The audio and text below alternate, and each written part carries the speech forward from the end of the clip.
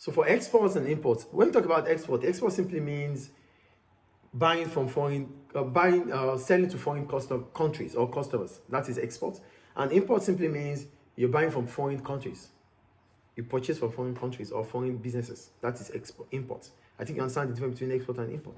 So the difference between export and import is our net export. So net export is exports minus imports. I think the point is clear. So that takes us to the factors that determine the level of export and import. So the first factor is price. And when we talk about price, we're talking about the amount you have to pay on exports or imports. So I wrote, buyers make decisions based on price. That's the law of demand. The higher the price, the lower the quantity demanded. The lower the price, the higher the quantity demanded. So if the price of import, okay, so I said the price of imports or export is likely to be determined by the cost. So we don't talk about the price of export or import without coming back to talk about the cost of production. So cost is the amount we spend to ensure that the product is made available for sale.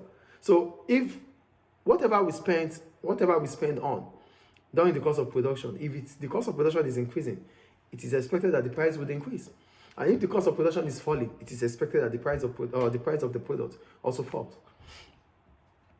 So a fall in the price of export increases export, while a rise in price of export reduces export. Same goes to imports too. I think the point is clear. So if the cost of export is increasing, the price for export is expected to rise. If the cost of export is reducing, the price of export is expected to fall. I think the point about price is clear. The second one, the real income. And when we talk about real income, we're talking about money made within the economy. So here I wrote, if the real income within an economy is increasing, household spends more. So because we have more money to ourselves, that means we can spend more. So part of what we spend on is imports. Do you get the point here? So rising income increases importation. If income rises within an economy, the economy will spend more on imports too. And the fall in income would mean that the economy will spend less on imports. I think the point is clear there. So the extent to which we spend on import or export can also be determined by the level of income within the economy. That's the point there. Is it clear? The third one is the exchange rate. Now, when we talk about exchange rate, we're simply talking about the price of a country currency in respect to other currencies.